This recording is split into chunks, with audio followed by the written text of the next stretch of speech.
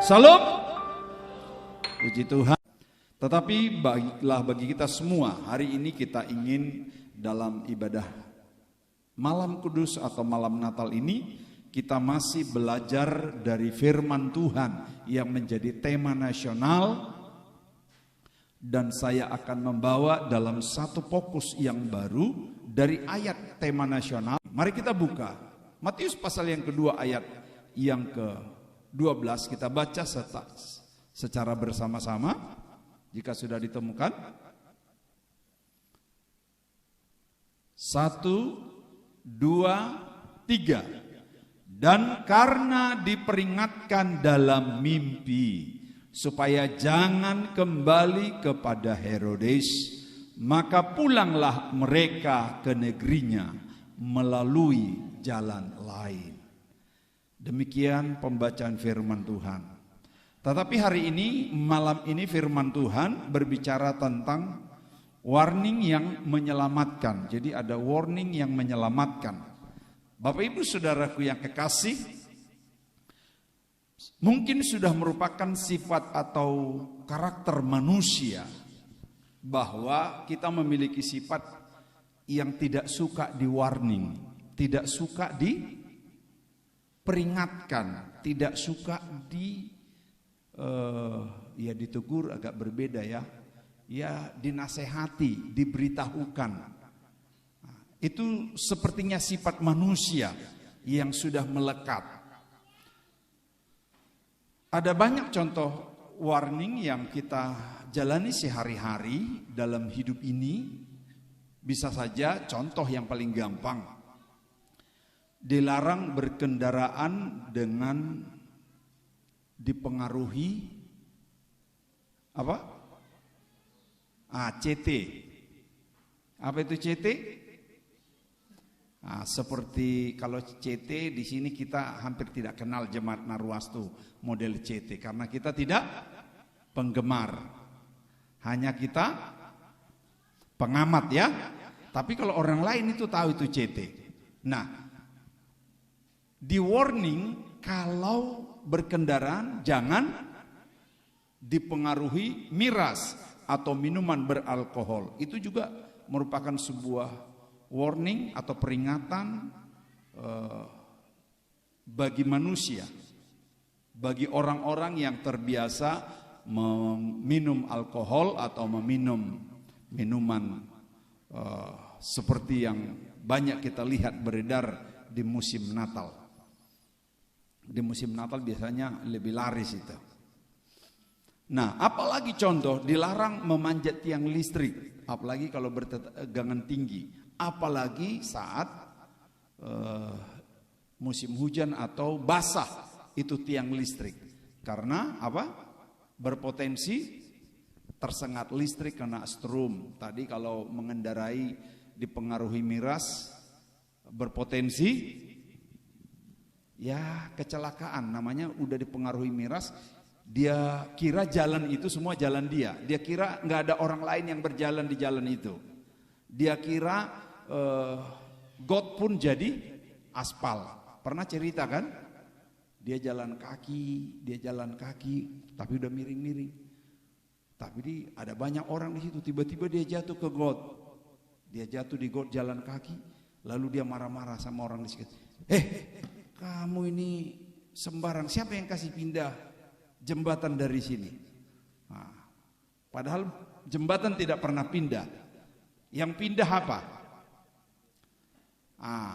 Itu dipengaruhi oleh miras, sehingga dia kira itu semua jalan rata, udah jatuh, baru dia bilang, ini siapa yang kasih pindah jembatan dari got ini.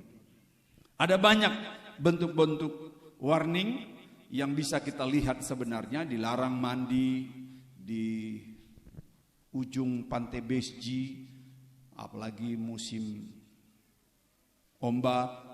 Dan 2 tahun lalu pun ada juga pemuda kita dilarang mandi di pantai Ciberia. Dia berenang sampai ke dalam. Ada jemaat kita dari Sentani, berenang dia di situ.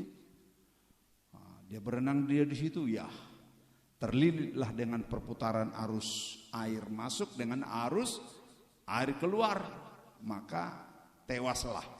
Karena sudah di-warning, sudah diperingatkan jangan sampai ke situ. Nah, sebenarnya zaman dulu kala pun Adam sudah di-warning Tuhan. Diperingatkan supaya jangan makan buah, yang lain boleh makan deh. Tapi yang satu khusus itu jangan. Tapi ya dasar manusia sangat susah diberitahu, diperingatkan. Apa sih ini kok dilarang gitu. Nah, ada banyak sekali warning yang pernah terjadi juga di dalam Alkitab. Baik yang warning positif, bahkan juga yang mungkin tidak positif. Satu kali Yusuf juga diperingatkan. Jadi kata bahasa Inggris diperingatkan ini saya lihat dia adalah diperingatkan seperti dinasehati, diperintahkan untuk tidak menceraikan siapa? Yusuf supaya jangan menceraikan tunangannya. Kalau di sana dulu kalau tunangan itu walaupun tunangan belum bisa tidur bersama, tapi mereka sudah terikat tetapi sebenarnya masih bisa pisah, cuman itu sudah setengah formal. Nah, Yusuf saat itu sudah bertunangan dengan Maria. Mereka itu sudah punya agenda, mereka itu sudah punya rencana, tahapannya nanti akan menikah bulan sekian setelah kita kumpul-kumpul uang. Si Maria juga kumpul uang, si Yusuf juga kumpul uang dari hasil apa?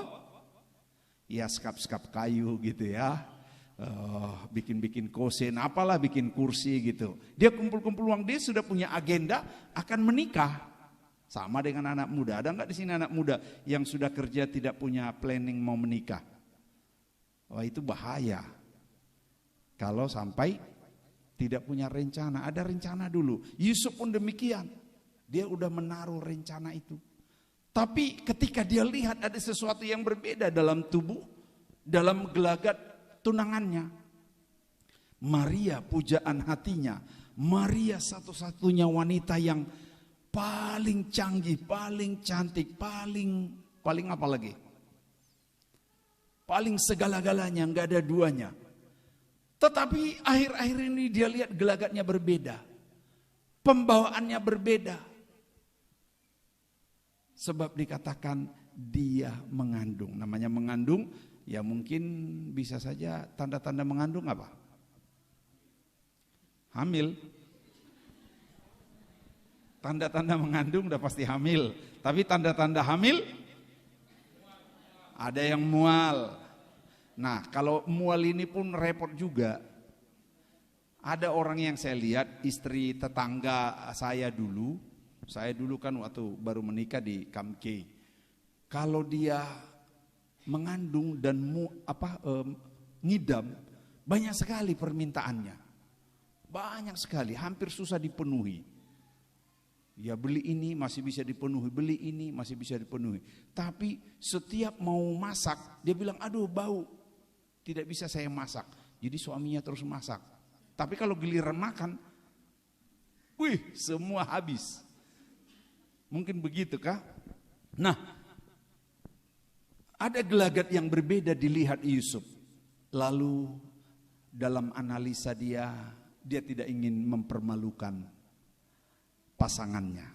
Di sini ada enggak yang suka mempermalukan pasangan? Menguber-uber kelemahan suami, kelemahan istri, kelemahan keluarganya lah.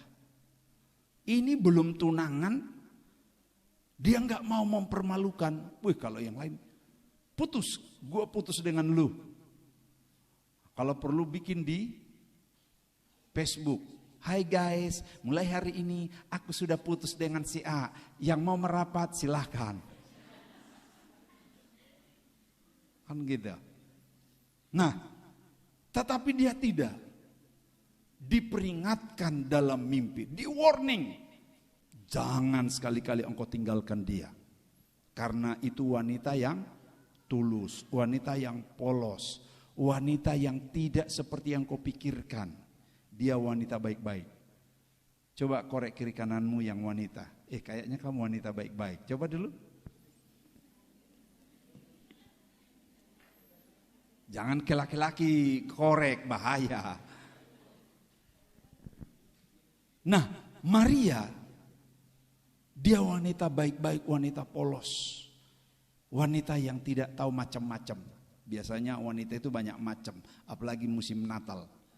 Kalau dia udah tahu pacarnya cinta sekali, baru dapat THR, permintaannya banyak. Betul ya? Bang, kayaknya abang udah terima THR ya.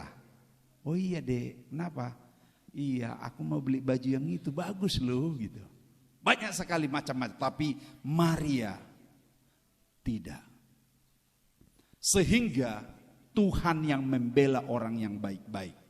Katakan kiri kananmu, orang baik-baik itu selalu dibela Tuhan. Jadilah orang baik-baik. Orang baik-baik itu dibela Tuhan loh. Nah, akhirnya karena di warning oleh Tuhan,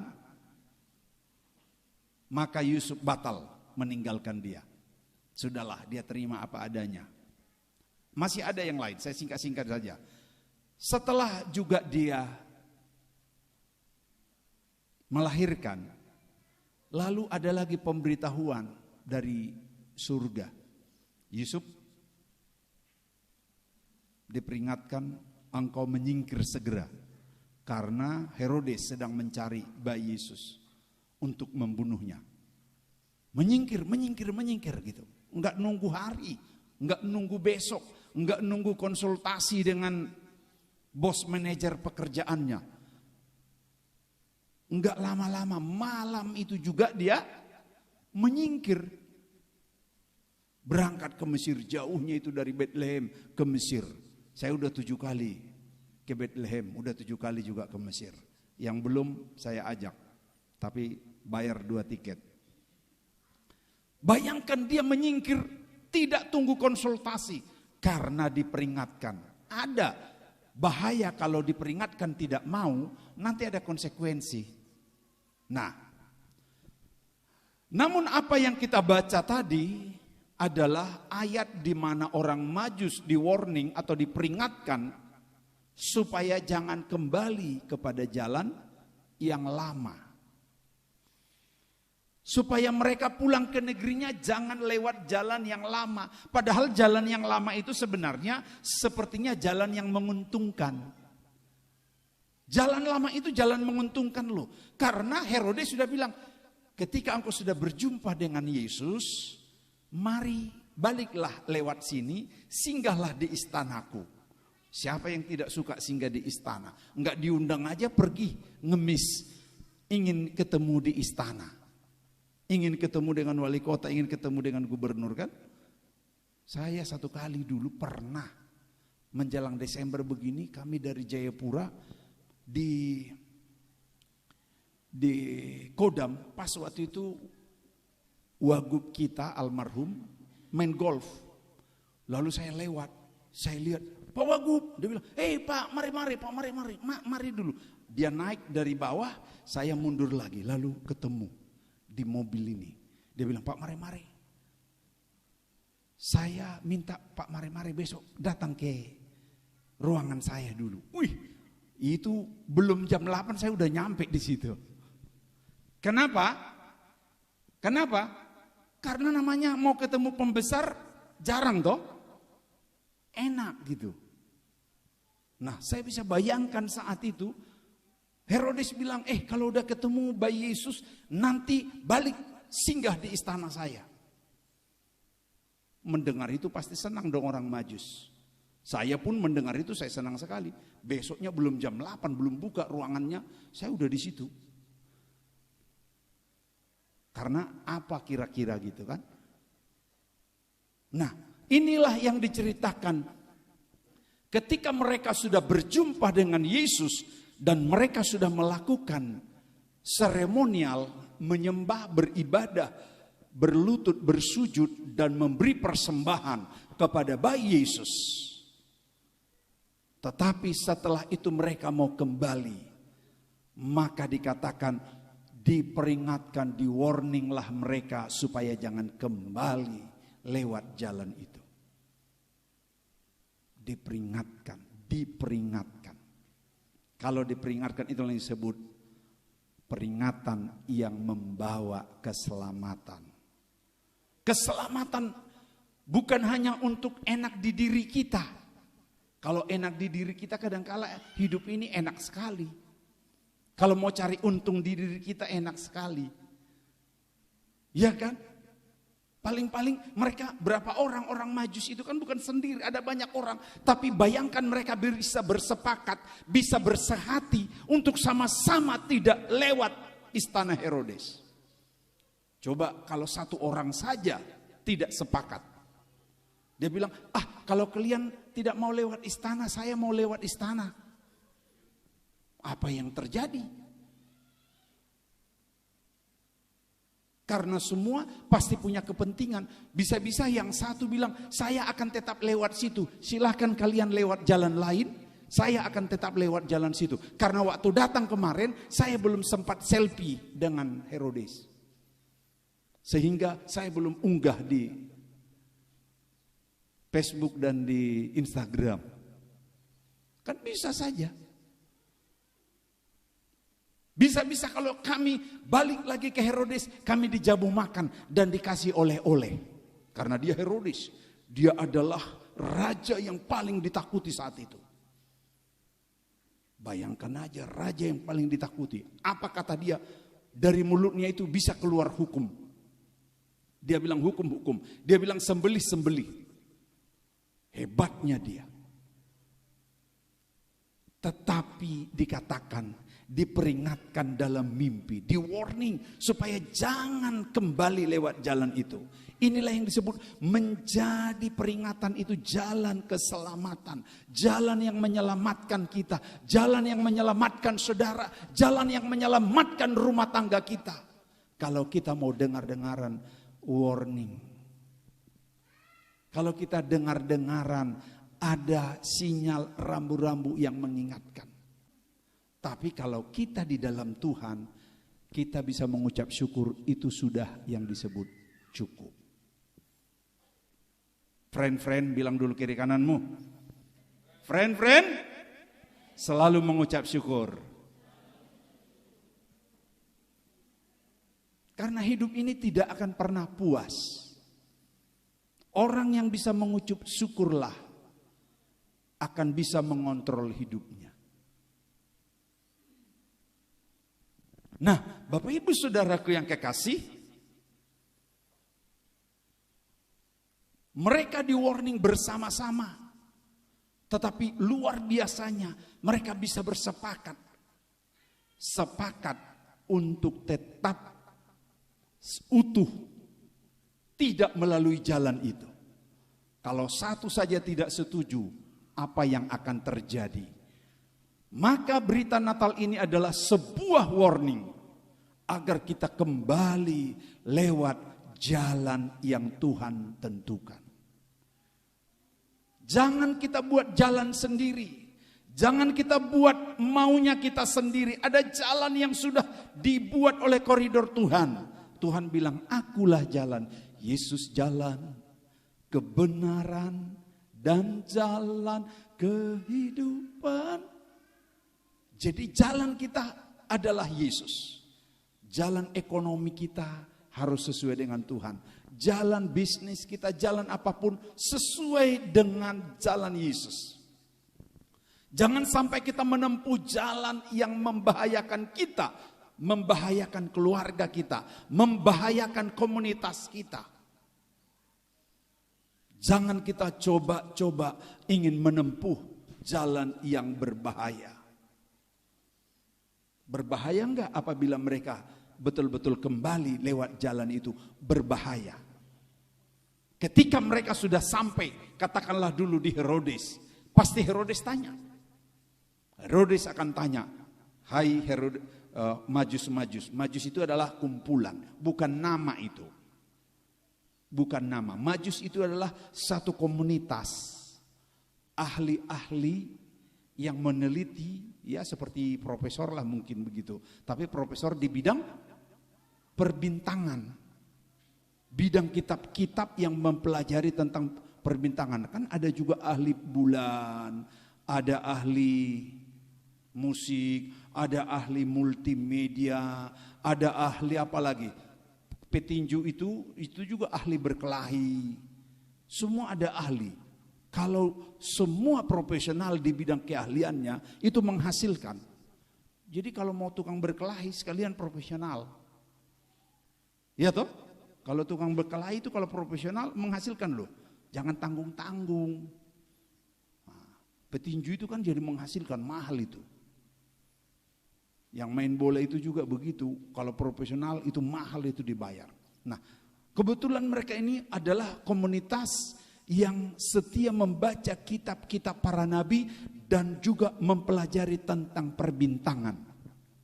Maka mereka di warning untuk tidak kembali kepada Herodes. Mereka bersepakat semuanya. Tapi kalau satu orang saja membocorkannya, maka bukan saja bayi Yesus yang terancam, juga mereka bisa terancam. Paling dibilang, kau jangan pulang dulu sebelum saya temukan. Benar enggak di situ, di pondok itu dia, di kandang domba yang itu? Benar enggak? Kalau enggak benar, kan gitu. Tetapi mereka memilih jalan lain.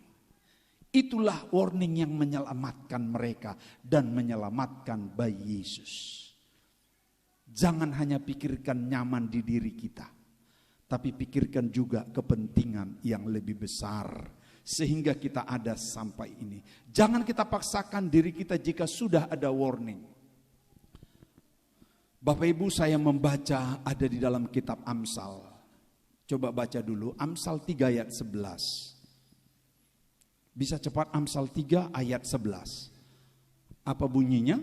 Nah, hai anakku, janganlah engkau menolak didikan Tuhan dan janganlah engkau bosan akan peringatannya. Kata bosan itu kalau sering kita di warning, sering kita diperingatkan, jangan bosan. Karena itu adalah kebaikan kita, keselamatan kita. Ada banyak sekali sebenarnya warning dari Tuhan, dari papa mama kita, dari orang-orang yang Tuhan izinkan untuk mengingatkan kita. Nah, sedikit lagi, warning itu bisa lewat mimpi. Bisa lewat mimpi. Kebetulan ini Yusuf juga orang Majus, warningnya lewat mimpi, tidak lewat manusia, tetapi lewat mimpi. Tetapi bisa juga Tuhan memberi kita peringatan lewat orang tua kita. Lewat papa, lewat mama, lewat saudara kita pun bisa kita dikasih peringatan, di warning. Bisa lewat suami kita. Saya juga sering juga diperingatkan istri. Jadi bersyukur kalau istri kita sering-sering memperingatkan kita. Amin. Bersyukur kalau suami kita sering-sering memperingatkan kita. Karena itu adalah kebaikan. Nah, jangan bosan-bosan hai suami-suami, hai istri-istri yang lebih sering memperingatkan pasangannya, suami atau istri ya? Hah? Yang lebih banyak memperingatkan, si istri memperingatkan suami atau si suami memperingatkan si istri? Wah, berarti memang istri itu rem yang luar biasa. Tepuk tangan dulu buat istri-istri. Sering-sering tambah volumenya kalau perlu. Peringatkan. Nah, Tuhan memakai kadangkala langsung lewat mimpi, lewat orang tua, lewat suami, lewat istri, bahkan juga bisa lewat anak. Saya pun kadangkala anak saya memperingatkan saya. Bahkan mungkin tetangga kita memperingatkan, Pak, jangan lewat situ Pak, jalan di Palang katanya. Wah, untung juga kan. Kalau saya paksa lewat di situ mutarnya sulit. Nah, itu kan peringatan juga, perlu kita dengar peringatan. Bisa juga lewat Pak Pendeta, lewat hamba Tuhan memperingatkan kita. Kalau dibilang, jangan kau paksakan menikah dengan dia. Kalau kau paksakan menikah dengan dia, ya nanti kau akan menderita seumur hidup. Itu perlu kaji. Jangan bilang, tidak Pak Gembala, dompetnya tebal. Kalau hanya dompetnya ukuranmu, maka engkau akan menderita seumur hidup. Karena kira-kira gini, bisa-bisa gembala itu sudah melihat sampai sekian tahun, sekian puluh kilometer, saudara-saudara hanya melihat berapa puluh meter. Mungkin dia sudah memandang jauh. Jadi kalau diperingatkan, coba analisa, coba pertimbangkan kembali. Maka Tuhan sering memperingatkan kita lewat banyak hal, lewat hamba Tuhan, lewat orang-orang yang ada di sekitar kita. Bahkan juga di dalam Alkitab kita pun pernah diperingatkan lewat ternak atau binatang. Pernah ingat Bileam diperingatkan apa? Bileam diperingatkan siapa? Keledai. Tahu keledai ya? Di sini nggak ada keledai. Horbo, lembu, kira-kira begitu. Dia diperingatkan. Nah, pernah lihat ada gereja. Pernah lihat ada gereja lambangnya ayam? Pernah. Kalau di Toraja itu banyak. Di kota Rantepao itu ada gereja besar. Itu di atasnya apa? Ayam, bukan ayam betina, ayam jago. Saudara tahu artinya? Akhirnya saya tanya. Ada yang bilang artinya itu Pak, itu memang orang Toraja kan hobinya apa katanya? Ini. Saya bilang nggak ada hubungannya itu. Betul ya? Nggak ada hubungannya itu. Itu dibuat, itu bukan main-main, itu dari cerita Alkitab. Yang menobatkan si Petrus itu siapa? Yang bikin Petrus bertobat siapa? Bukan penginjil. Yang bikin Petrus bertobat itu adalah ayam jago. Jadi sekali-sekali pelihara juga ayam jago. Supaya dia berkokok, kasih bangun kamu pagi-pagi. Kokoroyok. Kalau dia udah berteriak pagi-pagi jam 5, langsung bangunlah, baru berlutut di kaki Tuhan. Jadi sampai dibuat gereja ada lambang ayam di atas. Itu bukan main-main dan tidak salah. Tapi tetap salib di atas ya. Itu maksudnya betapa Petrus diinjili Tuhan Yesus nggak mampan. Diinjili penginjil nggak mampan dia. Apalagi pendeta si mare-mare mau menginjili si Petrus. Alamak, bisa-bisa cerita yang di mob itu. Dia bilang, kau ini, jangankan kau Tuhan Yesus saja saya jual, apalagi kau katanya kan. Pernah dengar cerita itu tau?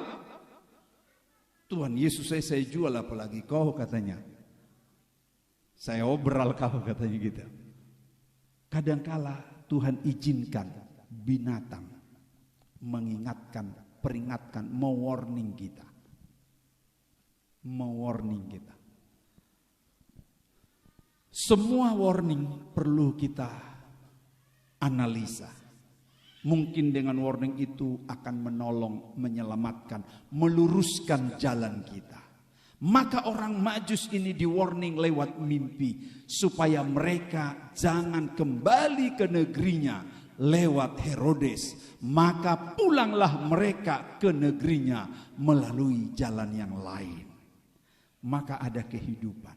Kenapa mereka tidak pulang lewat jalan Herodes? Kenapa Herodes? Ada apa dengan Herodes? Ternyata Herodes dia ingin membunuh Yesus. Di mulutnya ingin menyembah Yesus. Di mulutnya ingin menyembah Yesus, tetapi di hatinya ingin membunuh. Tidak ada yang tahu. Kenapa Herodes mau membunuh Yesus? Karena ternyata Herodes menganggap bahwa Yesus itu bukan penyelamat, tetapi kompetitornya. Apa? Apa itu? Saingan. Jadi di Natal itu sering ada saingan. Saingan pacar. Tapi di sini Narwastu tidak ada. Walaupun saya selalu menghimbau, kalau mau nikah, nikahlah sesama anggota jemaat Narwastu. Jadi selesai dari sini, bubaran kita segera merapat. Sudah direkomendasi Pak Gembala. Tetapi jangan sampai ada kompetisi. Nah, saat itu Herodes menganggap bayi Yesus itu adalah kompetitornya. Dia incumbent. Dia raja yang sedang berkuasa, lalu dia merasa tersaingi dengan bayi Yesus. Dia takut kerajaannya terusik. Dia takut bahwa tahtanya akan beralih. Padahal untuk apanya Yesus? Yesus itu bukan hanya rajanya orang Yahudi. Yesus itu raja segala bangsa. Amin. Dia adalah raja segala bangsa. Disebut pemerintahannya tidak berkesudahan. Dan dia tidak pernah berniat mengambil alih kerajaan manapun atau tahta manapun. Karena dialah yang memberikan itu kepada kaisar. Dialah juga yang memberikan kita posisi saat ini. Jadi jangan pernah gunakan posisi dan jabatan kita justru menghalangi misinya Tuhan. Karena Tuhan akan selalu hadir menolong kita dalam setiap cita-cita kita.